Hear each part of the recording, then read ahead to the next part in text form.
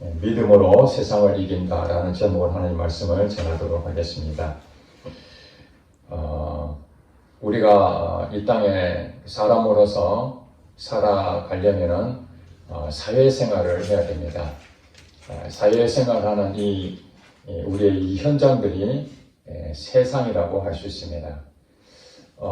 아침에 자고 일어나면은 수많은 기사거리들이 인터넷 통해서 우리에게 제공합니다. 유튜브나 또 인터넷을 통해서 우리가 이 세상에 일어나는 모든 일들을 접하게 됩니다. 물론 우리에게 기쁜 소식도 있고 또 우리 이 세상을 살아가면서 참 좋은 일도 많이 있어서 행복하기도 합니다. 그러나 이 세상을 살아가는 우리들에게 현실은 매우 슬프고 답답하고 암담한 부분들도 매우 많습니다.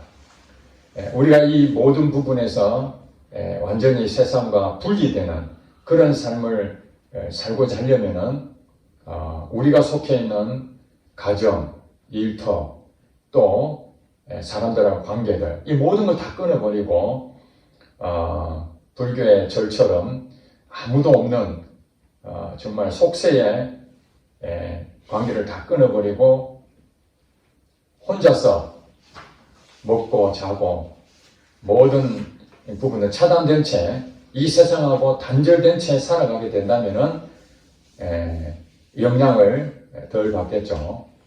그렇지만은 우리가 살고 있는 이 현실을 부정할 수가 없는 것이 우리는 끊임없이 이 속세를 떠날 수도 없고 늘 이렇게 밀접한 관계를 가질 수밖에 없다는 사실입니다.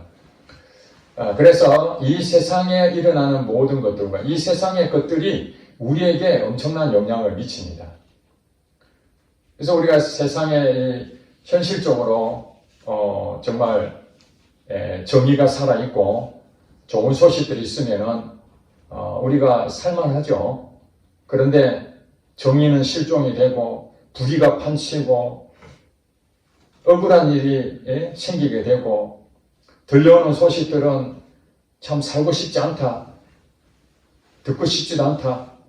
내가 원하는 대로 안 되니까 모든 것을 다 그냥 귀찮다. 이런 부분들이 우리의 세상 가운데에 맞닥뜨려 있습니다. 세상의 가치관들은 또 어떻습니까? 세상의 가치관은 성공에 대한 부분들을 굉장히 많이 강조하고 있습니다.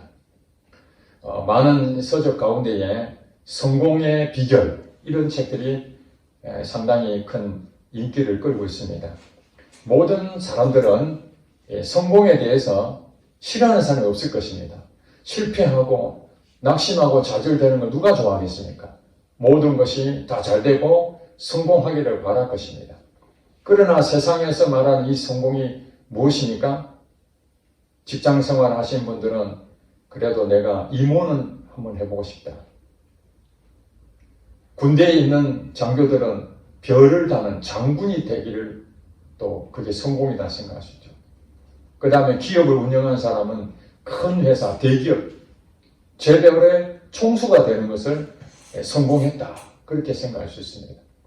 또 정치를 하는 사람들은 국회의원이나 아니면은 대통령이나 권력을 얻는 것을 성공이라 할 수 있습니다. 또 학교도 명문대학교를 들어가는 경우가 됐을 때 성공했다. 사법고시를 합격하면 또 성공했다. 이렇게 우리의 세상에 가지고 있는 이 가치관들은 이 성공에 대한 기준이 무엇인가?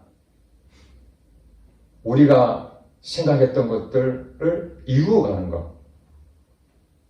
남들이 봤을 때 인정받는 것. 이런 것들이 바로 세상의 가치관입니다. 그게 성공했다 그러죠. 우리 예수 믿는 사람들은 이 세상의 가치관과 전혀 무관하게 생활할 수가 없습니다. 왜냐하면 우리의 사회생활이 다 예수 믿는 사람들이 아니잖아요. 우리 가까운 지인들도 다 예수 믿는 사람들 아니잖아요. 그러니까 그 사람들은 태어나면서부터 교육을 받고 사람들을 통해서 훈련되어지고 지식을 얻었던 것이 뭐냐면 성공해야 된다. 성공에 대한 부분들에 대한 딱 감각관념이 다 있습니다.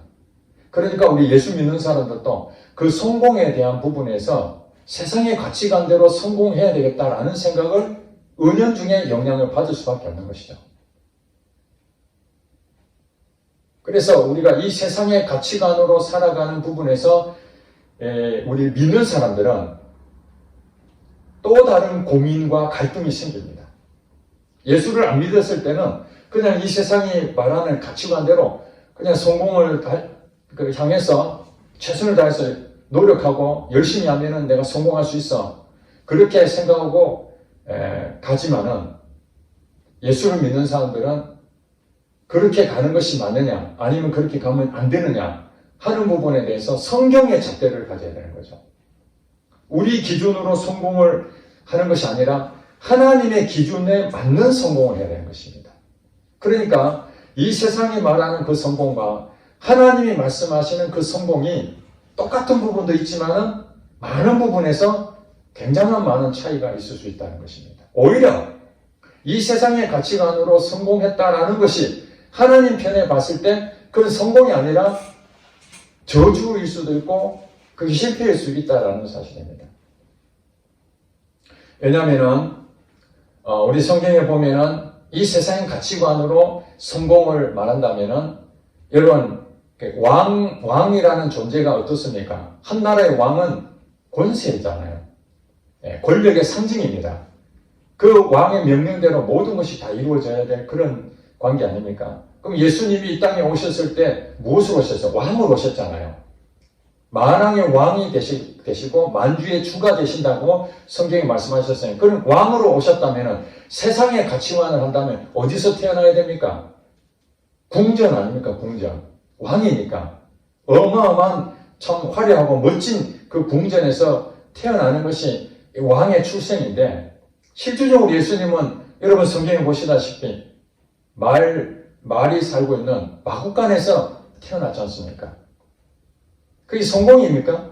예수님이 왕인데 세상 가치관으로는 이게 실패자인 거죠. 출생부터 실패한 겁니다. 그리고 예수님이 십자가를 지시기 위해서 이제 사역을 마친 그 마지막 과정에서 왕이면은 정말 멋지게 나라를 다스리고 화려하게 많은 사람들의 정말 존경을 받으면서 박수를 받고 세상을 뜨는 것이 당연한 세상의 가치관인데 십자가에 달려 처형당한다는 이게 말이 되는 얘기입니까? 잘못하지도 않았지만은 십자가 처형당했다는 것은 그 세상 가치관으로는 실패자입니다. 그러니 예수를 안 믿는 사람들 입장에서 봤을 때는 예수님에 대해서 세상 가치관을 봤을 때는 실패한 우리가 말하면 혁명가가 성공하지 못한 혁명가 그렇게 판단하는 거죠. 십자가에 죽었으니까. 그리고 왕으로 입성하게 됐을 때에 예수님은 뭘 탔지요? 나귀 새끼를 탔지 않습니까? 그러면 적어도 예루살렘 성을 입성하는 그 왕의 권위와 위엄을 생각한다면 대단한 말, 명마죠, 명마. 최고의 말을 타고 입성을 해서 사람들이 볼 때, 야 정말 대단하다. 그 자태만 보더라도 대단한 왕이다. 그런 말을 타고 입성을 하셔야 되는데 나귀 새끼를 타고 입성하셨다는 그것만 보더라도 세상 가치관으로는 실패자였습니다. 예수님께서는 세상 가치관을 보면 성공이 아니라 실패죠. 그러나 성경은 예수님에 대해서 어떻게 됩니까? 예수님 말씀하셨잖아요. 다 이루었다. 십자가에서 예수님 하신 말씀이 다 이루었다. 그것이 하나님이 보시기에 성공한 자입니다. 아멘.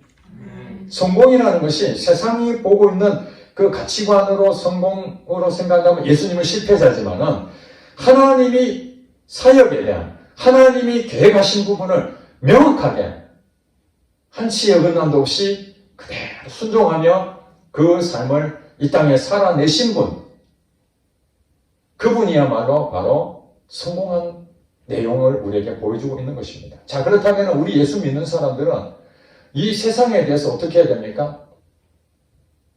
요한일서 우리가 본문을 가지고 읽었지만은 요한일서에 보면은 이 세상이나 이 세상에 속한 것들을 너희는 어떻게 하지 마라?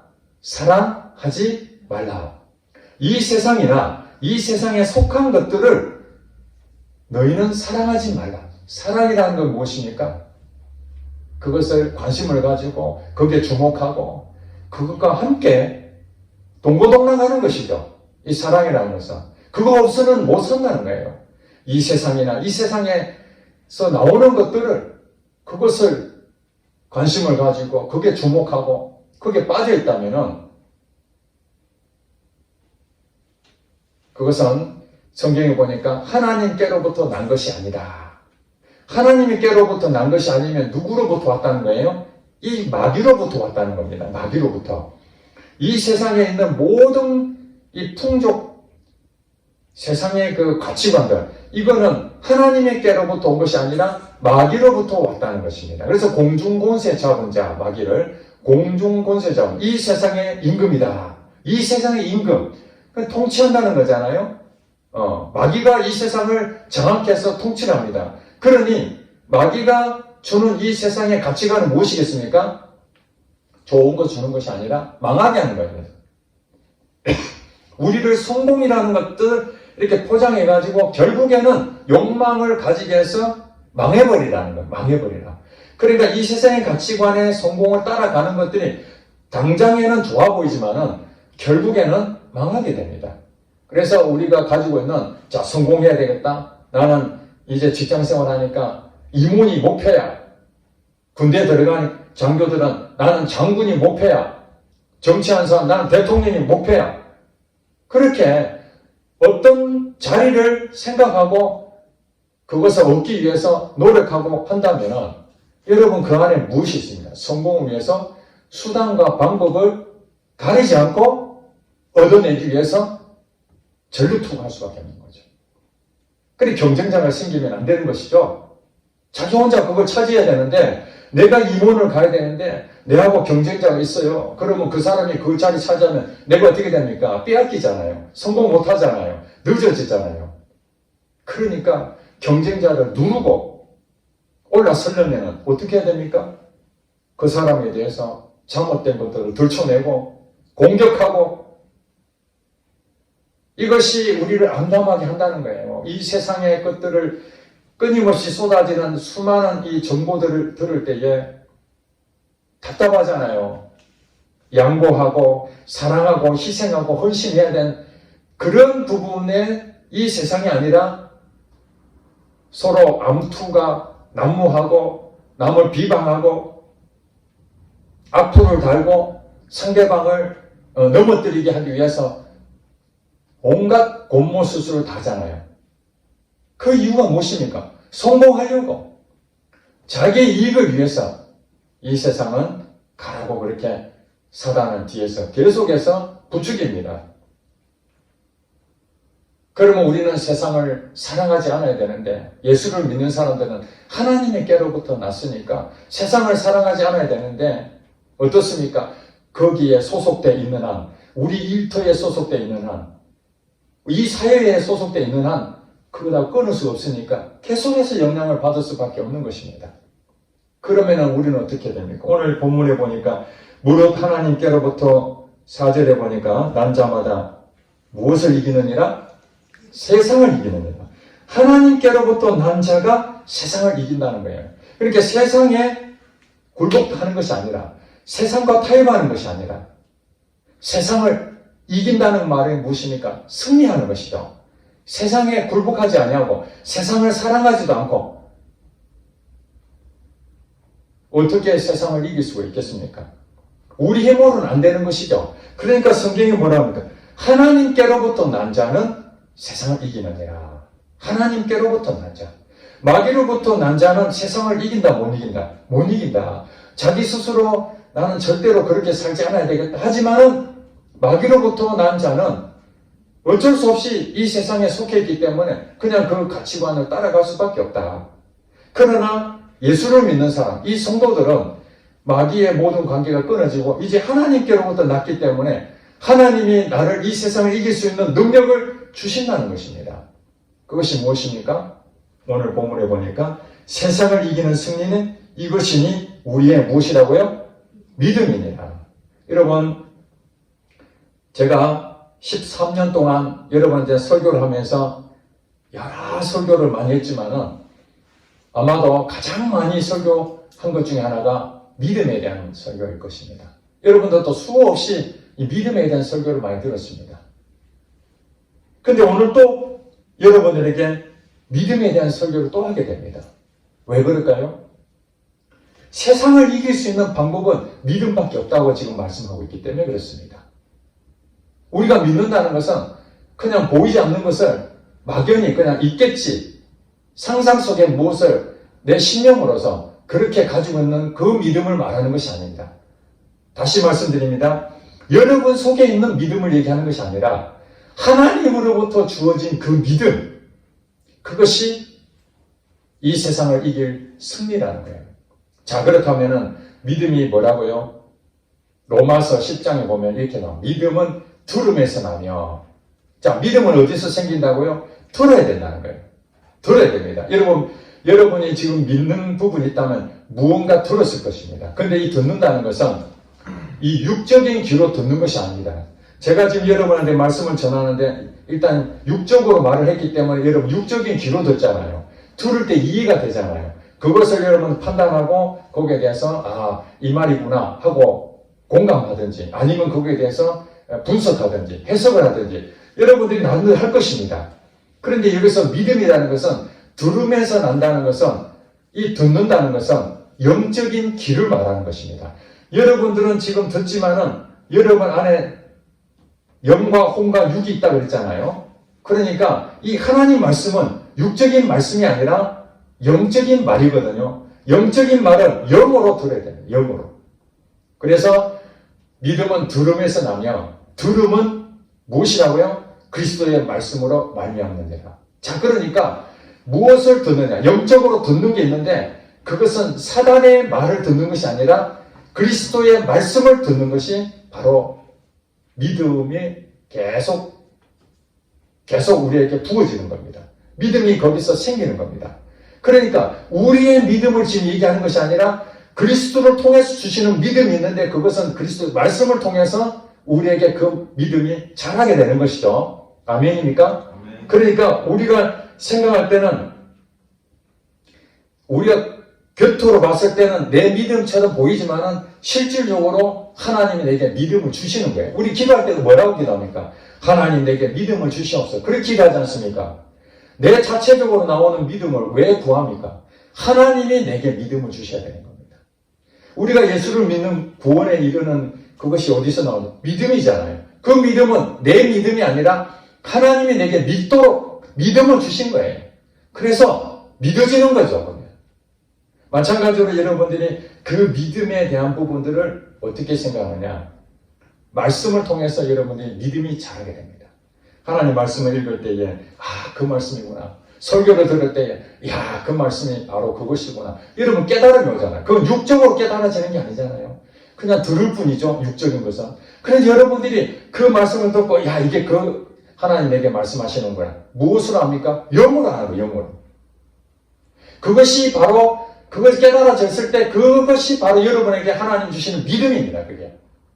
그 믿음이 점점 자라게 되면은 이제 이 세상에 속해 있는 여러분들은 거기서 끊어지고 절이나 아니면은 속세를 떠나서 혼자 사는 거기 안 가더라도 끊임없는 많은 이 현실 속에서 암담하고 부정직하고 불의하고 정의가 사라진 이런 과정에서도 어떻게 이겨낼 수 있느냐? 영향을 안 받을 수는 없죠. 영향을 받는데 영향을 받아도 그것을 능히 내가 흔들리지 않는 그 마음을 가질 수 있는 방법은 주님으로부터 끊임없이 공급되는 이 믿음이 그것을 막아내는 거예요. 그러니까 여러분들이 해야 될 일은 뭐냐? 여러분이 해야 될 일은 뭐냐? 그 믿음으로 여러분들이 반응을 할 것이냐? 아니면 하나님께 주신 그 믿음이 있는데 그걸 대신에 여러분 본성이 있잖아요. 여러분이 원래 가지고 있는 인간의 본성. 무능력하고 연약하고 나약하고 여러분 알잖아요. 의지도 약하고. 그런 부분들이 이 두 가지가 우리 마음에 있잖아요. 그래서 주님이 주신 그 말씀을 여러분 선택할 것인지 아니면 여러분의 그 본성을 선택할 것인지가 바로 여러분의 선택이 있는 거예요. 그러니까 믿음으로 따라 행하는 사람은 하나님의 의가 나타나는 것이고, 믿음을 따라 하지 아니하는 것이 뭐라고요? 로마서 14장 23절을 보니까 그것이 죄라고 그러는 거예요. 죄. 믿음을 따라 하지 아니한 것이 죄니라 이렇게 했어요. 그러니까 하나님 우리에게 믿음을 주셨어요. 말씀으로 그것을 대응하라고. 그 여러분이 그것을 받아가지고 아멘 했는데 그렇게 안 살아. 그렇게 행동 안 해. 그러면은 그 믿음이 내 안에서 열매를 못 맺는 거죠. 그러면 열매를 못 믿으니까 믿음을 따라가지 아니했으니 어떤 일이 생겨요? 죄를 짓게 되는 거죠. 물론 죄를 지었으니까 하나님께서 벌을 주시기도 하지만은 하나님은 또 우리에게 그 본성으로 사는, 믿음으로 행하지 아니하고 본성으로 사는 우리에게 또 해결할 수 있는 것을 주셨죠. 그게 이제 회개죠, 회개. 그래서 우리는 날마다 주님 앞에서 말씀과 기도를 통해서 우리 자신을 날마다 거룩한 모습으로 서는 거예요. 거룩하다는 것은 믿음을 따라하는 부분에서 계속 그쪽으로 가는 것이죠. 근데 거룩하지 못한 부분은 무엇입니까? 믿음을 따라하지 않은 그 죄들이 내 안에 아직 남아있는 것이죠. 그것을 여러분 회개를 통해서 씻어내는 겁니다. 자, 다시 돌아갑니다. 무릇 하나님께로부터 난 자마다 세상을 이기는데 세상을 이기는 승리는 이것이니 우리의 믿음이다. 자, 우리의 믿음은 그리스도의 말씀을 통해서 우리의 믿음이 굳건하게 세워져야 됩니다. 자, 그러면은 이 믿음은 또 로마서 1장 17절 보니까 오직 의인은 무엇으로 산다? 믿음으로 산다. 이게 딱 연결되잖아요. 자, 여러분 믿음에 대한 공식을 다시 여러분들이 수많은 시간을 동안 들었는데 또다시 하나님은 믿음이라는 부분들을 말씀하시는 것은 이 말씀이 반석같이 세워지지 않는다면, 이 믿음이 점점 자라나지 않는다면 우리는 끊임없이 인간의 본성으로 살 수밖에 없다. 그러면 세상의 영향을 받을 수밖에 없고 그 세상의 가치관 때문에 여러분들은 그게 미혹되고 또 욕심 때문에 망하기도 하고 때로는 실패도 하고 그렇게 사는 사람이 있다 없다? 있다는 것입니다. 교회 안에도 많이 있다는 것입니다. 그러니까 믿음으로 살아야 된다. 믿음으로. 모든 영역에서 믿음으로 살아야 된다. 배우자를 선택하는 것도 믿음으로 선택하는 것이고 또 직장생활하는 것도 믿음으로 선택하는 것이고 돈을 많이 주느냐 적게 주느냐 이것은 세상 가치관이죠. 내가 좀 더 편하냐 아니면 내가 좀 더 쉽게 가는 지름길이냐 이런 것도 세상 가치관이죠. 내가 목표로 세운 것들을 이루느냐 그런 것들도 전부 다 세상 가치관이죠. 이런 부분을 이겨낼 수 있는 방법은 여러분에게 주시는 하나님 말씀이 있습니다. 여러분이 말씀이 있는지 없는지 확인하셔야 돼요. 기도하면은 말씀을 주십니다. 그러면 그 말씀이 여러분의 믿음입니다. 그것이. 그 말씀을 통해서 믿음을 붙잡고 그것을 여러분들이 순종하게 되면은 믿음의 결과가 뭐라고요? 열매를 얻게 됩니다. 그때 기쁨이 생기고 여기 승리를 얻게 되는 것이죠. 그래서 오늘날 계속해서 반복하지만은 저도 그 영향을 끊임없이 받습니다. 여러분 일주일 동안 얼마나 많은 일이 있었습니까? 정치적으로 혼란 가운데에 하룻밤 자고 나면은 내용이 바뀌어버리고 그것 때문에 많은 사람들이 실망하기도 하고 어떤 사람은 또 거기에 대해서 금식도 하고 이런 일들이 굉장히 많이 일어나잖아요. 흔들리잖아요. 우리 마음이 흔들리잖아요. 이 사회의 영향을 계속 받고 있기 때문에 우리 마음이 흔들릴 수밖에 없습니다. 그러나 여러분 바다도 그 얕은 그 물 위에 거기는 영향을 엄청 받지요. 태풍이 분다든지 그 다음에 바람이 좀 분다든지 그러면 파도가 살살 치면은 이렇게 잔잔한 파도였을 때는 거기서 놀 수 있지만은 엄청난 파도가 치면은 거기서 놀 수가 없잖아요. 접근 금지.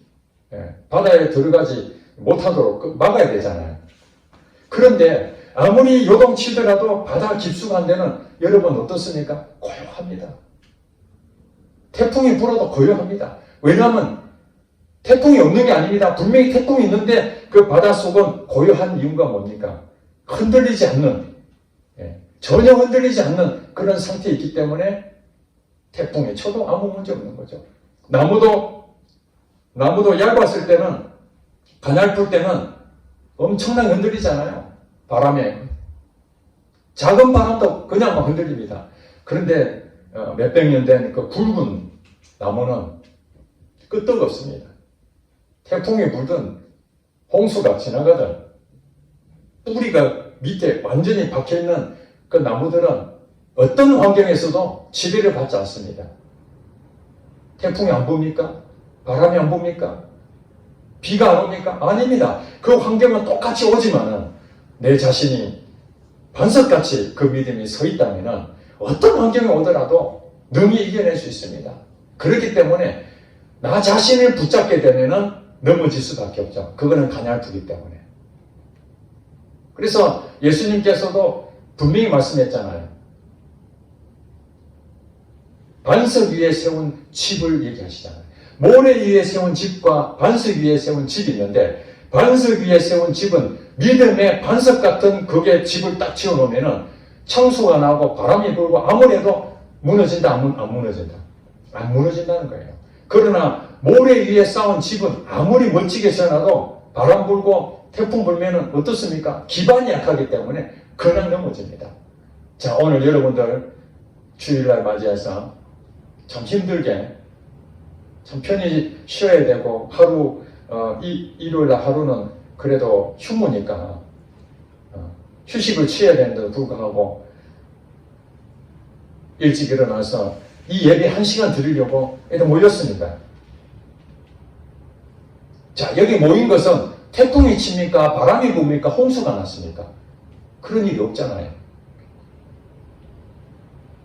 그건 세상에서 일어나는 일입니다. 세상에서 우리가 살고 있는 그 일터와 가정과 또 이 사회에 모든 일어나는 그것이 바로 태풍이 불고 바람이 불고 홍수가 나고 가뭄이 들고 이런 환경이 우리의 살고 있는 이 세상에 나타나는 현상인데, 오늘 이 예배 자리는 무엇인가? 그것은 우리의 믿음이 굳건해지는 반석 위에 세운 그 집을 만드는 작업입니다. 여기 와서 하나님 말씀을 들을 때에 믿음이 생기죠. 하나님께서 말씀하시는구나. 그 믿음이 내 마음밭에 새겨지잖아요. 그 다음에 하나님께 영광을 돌리고 그분과 함께 함으로써 나의 더럽혀졌던 것이 다시 새롭게 회복이 되고 치유가 되고. 여러분, 운동선수도 매일 운동하는 거 아닙니다. 휴식이 필요합니다. 그리고 몸이 아프면 어떻게 합니까? 재활훈련도 해야 되죠. 경기를 뛰기 위해서 몸을 만들어야 됩니다. 훈련해야 됩니다. 근육도 키워야 되고 트레이닝도 해야 되고 그런 과정을 거쳐서 다시 회복해서 가야 되지, 무리하게 하게 되면 어떤 일이 생깁니까? 얼마 못 가서 다 쓰러지게 됩니다. 마찬가지입니다. 우리가 지금 같이 기도하고 말씀을 읽고 예배드리고 함께 교제하고 이런 모든 것들은 이 세상을 이길 수 있는 하나님께서 믿음의 근육을 튼튼하게 하는 그런 시간들입니다. 세상과 싸워서 이길 수 있는 그 영적 무기들을 여기서 가지고 가야 됩니다. 그래서 여러분, 전신갑주를 입으라 그랬잖아요. 에베소서 보면 전신갑주를 입어라. 그건 뭐냐면은 전쟁을 하기 위해서 우리 몸의 모든 것을 완전 무장을 하는 거예요. 왜냐하면 악한 영들이 이 세상을 통해서 세상의 가치관으로 그리스도인들도 영향을 받아서 인간의 본성으로 살게끔 계속해서 공격해 오잖아요. 계속해서 공격해 오는데 우리 예수 믿는 사람들은 무방비 상태에서 그냥 속절없이 세상의 가치관으로 살게 되면은 다 무너지는 겁니다. 다 무너지는 거예요. 그러니까 우리가 이 1시간 예배 드리는 것이 그냥 형식적이고 종교 생활로 예배 드리면은 세상에 나가서 다 넘어지게 되어 있습니다. 여기 와서 하나님을 경험하고 하나님 말씀으로 회복이 되고 다시 재무장하고 전신갑주를 입은 내 모습으로 다시 세상으로 가야 되는 거죠. 그걸 여러분이 점검을 하는 시간이 바로 이 예배의 시간입니다. 그러니까 하나님께서 이 예배 자리를 소중하게 생각하고 여러분들 어떻게든지 은혜를 주시려고 그렇게 하는 거 아니겠습니까? 눈에 보이는 그 1시간이 무슨 큰 의미가 있겠습니까? 24시간을 생각한다면 1시간 아무것도 아니죠. 그런데 똑같이 예배 드리는데 어떤 사람은 그냥 형식적이고 그냥 그 종교 생활로 나오는 사람이 있는 반면에 어떤 사람은 정말 영적 무장을 위해서 믿음이 반석같이 세워지려고 그런 마음으로 하나님과 교제하고 왔던 사람하고 현장에 갔을 때 똑같겠습니까? 달라지죠. 그런데 이런 보세요. 다른 건 전부 다 완전 무장하는데 악한 영의 역사하는 것에서 방패가 있습니다. 방패. 전신무장해야 될 믿음의 사람들의 방패. 이 방패가 무엇이라고 그럽니까? 믿음이라고 합니다. 믿음의 방패. 세상을 이길 수 있는 승리에 적의 화살을 쏘는 세상의 가치관을 이길 수 있는 방법은 이 믿음의 방패로 다 막아낸다는 겁니다. 아멘. 그건 내 믿음이 아니라 하나님으로부터 주어진 믿음이라는 거예요. 그게 말씀이죠. 이 믿음은 하나님 말씀이라는 거예요. 그 하나님 말씀을 믿는 겁니다. 여러분 성경을 읽어보시기 바랍니다. 보면은 어떤 일이 나옵니까? 다 성공한 얘기 나옵니까? 아닙니다. 이 세상의 가치관으로 성공한 내용을 여기에 비결을 성경이 말한 것이 없습니다. 물론 부자고 또 왕이 되고 이런 것들은 하나님의 일을 위해서 물질을 주기도 하고 왕이 되게 하기도 하시지만은 근본적으로 봤을 때 여러분 이 세상을 살아가는 우리 모든 사람들은 어떤 상황으로 가느냐? 현실은 참담하고 이 세상은 정말 우리가 생각하는 그런 세상이 아니라 오히려 타락하고 세속화되고 잘못된 길을 걸어간다는 것을 성경을 통해서 다 알 수 있습니다. 우리의 희망은 이 세상이 정의롭고 정직하고 참 좋은 세상에 살기를 희망하지만은 현실 속에서의 이 세상은 어떻습니까? 성공주의, 황금 만능주의,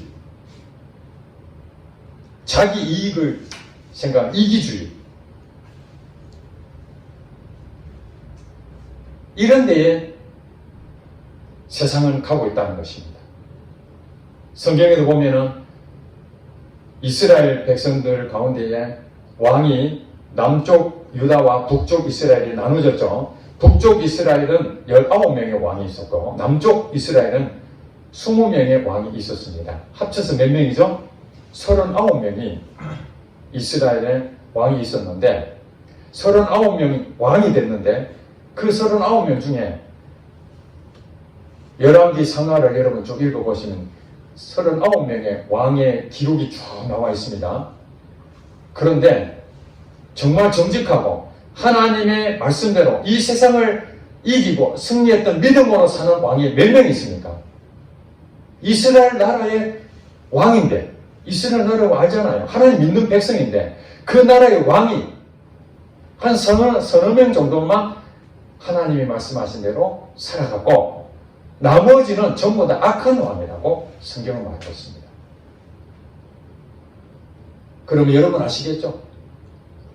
이 세상에서 살아가는 예수를 믿는다는 그런 공동체에서도 대부분은 하나님 말씀대로 살지 않고 믿음으로 살지 아니하고 자기의 가치관, 자기 소견에 옳은 대로, 내 생각대로, 내 믿음대로, 내 믿음이죠, 내 믿음. 내 믿음대로 신앙생활을 합니다. 내 믿음대로 세상과 타협합니다. 그렇게 살아가지고는 이 세상을 이길 수 있는 사람이 없습니다. 다 넘어지죠. 다 넘어집니다. 성경은 다 넘어진다는 겁니다. 그래서 소수의 사람들만 믿음으로 사는 사람들, 소수의 사람들은 어떻느냐? 하나님의 믿음의 열매를 주신다는 것을 가르쳐주고 있고 다수의 사람들은 세상의 가치관을 가니까 많은 사람들이 간다고 해서 여러분 민주주의가 무엇입니까? 다수결이잖아요. 다수결. 모두가 맞다 하면 따라가야 되는 겁니다. 그러나 성경은 다수결이 아닙니다. 신본주의입니다. 신본주의. 하나님 말씀대로 따라가는 삶을 살아야 됩니다. 그러니 우리가 그 가치관에 얼마나 혼동이 옵니까? 이 세상에는 민주주의, 물론 그 민주주의에 다수결로 해야 될 내용들이 있잖아요. 그렇죠? 그렇지만은 교회도 다수결로 막 모든 걸 다 밀어붙이면 어떻게 됩니까?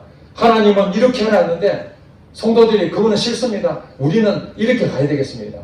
그러면은 다수결에 이 사회의 가치관이 그러니까 다수결의 원칙에 의해서 그리 가버리면 어떤 일이 생깁니까? 망하는 일이 생기는 겁니다. 이스라엘 백성들도 그랬죠. 하나님께서 왕은 하나님이니까 왕을 안 세웠습니다. 근데 백성들이 이방에 보니까 나라에 왕이 생기니까 좋아 보이잖아요. 야, 우리도 왕이 좀 있어야 되겠다. 그래서 사무엘 선지자가 계속해서 우리도 왕을 좀 세워달라고 그렇게 보채잖아요. 그래서 사무엘 선지자가 뭐라고 얘기합니까? 야, 너희들은 왕이 필요 없다. 하나님 왕이신데 왜 왕이 필요하냐? 그러니까 백성들이 아니야, 우리도 왕이 필요해. 저게 다른 나라도 왕이 다스리니까 너무 보기 좋아. 그러니까 사무엘이 그럽니다. 그 사람이 너희들이 왕이 되면은 그 왕이 너희들 마음대로 해버릴 텐데 그래도 괜찮겠냐? 아, 그래도 좋아. 막 그러는 거예요. 하나님께서 할 수 없이 그럼 해봐라 하고 왕을 주셨잖아요. 그 왕이 누굽니까? 사울왕이잖아요.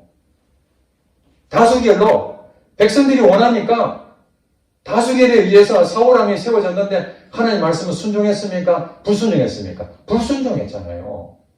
하나님 말씀을 따라서 아말렉을 진멸해라. 한 사람도 남기지 말고 다 진멸해라. 그러면 그것을 믿고 해야 되는데 내 생각에 아까워서 못하겠다. 그 불순종했잖아요. 자기 본성으로. 그렇기 때문에 우리는 우리 교회 안에서도 자꾸 세상의 가치관으로 여러분 생각을 주장하면 안 되는 것이죠. 목회자도 교회가 세워졌으니까 큰 교회 막 부흥하고 엄청나게 예산도 많고 사람도 많고 부럽죠. 인간이기 때문에 이 세상 가치관을 보면 성공한 목사님이죠. 여러분 그런 교회 다니고 싶지 않겠습니까? 그래도 구미에서 소문난 교회 참 훌륭한 목사님 모시고 이렇게 되기를 바라는 마음이 있죠. 그러나 성경에서 보면은 그것이 하나님의 방법으로 교회가 부흥이 돼야 되고 하나님 방법으로 그 자리에 하나님 주신 사명으로 가라는 것이지 내 인위적인 방법으로 사람을 끌어모으고 다른 교회는 죽든지 말든지 우리 교회만 부흥하고 인정받고 그게 성공이 아니라는 거예요. 그 교회 안에 들어와서 교회도 그런 큰 교회 이루어야만 되고 소수만의 사람들이 있으면 실패한 것 같고 세상의 가치관을 보면 실패한 것 같죠. 개척했는데 성도는 몇 명 안 되고 자립도 안 되고 1, 2년 지났는데도 그 사람은 그 사람이고 목회자도 그런 걸 느낍니다. 야, 이게 교회가 부흥이 안 되는데 그만두고 말까? 아니면은 딴 데로 내가 교회를 사임하고 딴 데로 갈까? 그런 마음이 들겠습니까? 안 들겠습니까? 이 세상의 가치관을 보면은 실패자잖아요. 남들이 볼 때 교회를 세웠는데 뭔가 보여준 것도 없고 그러나 하나님이 그걸 원한다면은 성공하는 것은 큰 교회로 부흥시켜야 되고 재정도 자립해야 되고 사람도 많이 모아야 된다 라고 성경이 말했다면은 그 목회자는 하나님 앞에 진짜 석고대죄하고 회개하고 정말 열심으로 사람들 끌어모으는데 평생을 다 바쳐야 됩니다. 근데 성경은 그렇게 말하고 있지 않기 때문에 여러분들도 저도 여기에 자유해야 됩니다. 눈에 보이는 것 때문에 우리 마음을 빼앗겨서는 안 돼. 이 세상의 가치관이 이 교회 안에도 들어오면 안 되는 것이죠. 하나님 뭐라고 말씀하시는가? 좁은 길로 가라 그러잖아요.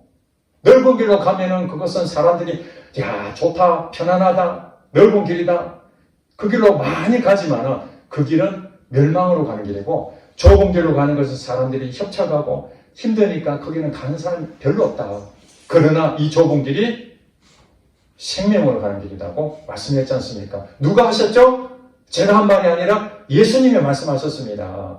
예수님이 그 길을 사셨고 예수님 말씀하셨으니 우리는 어떻게 해야 됩니까? 눈에 보이는 것으로 가는 것이 아니라 눈에 보이지 않는 하나님이 말씀하신 그걸 믿음으로 가야 됩니다.